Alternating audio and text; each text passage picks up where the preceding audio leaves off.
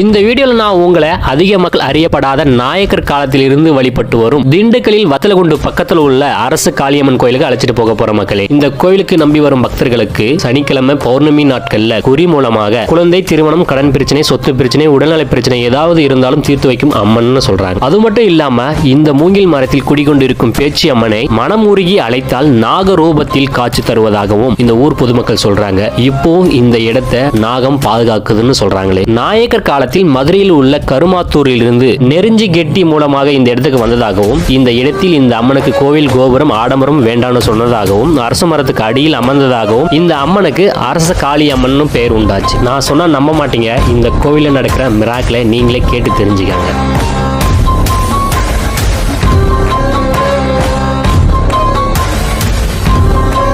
மக்களே, இந்த கோவில்ல பௌர்ணமி நாட்கள்ல நடைபெறும் பூஜையில சூறையிடும் காசை நீங்க எடுத்து மஞ்சள் துணியால் கட்டி வைத்தால் பணம் பெருகும் என்று ஒரு ஐதீகம் உள்ளது.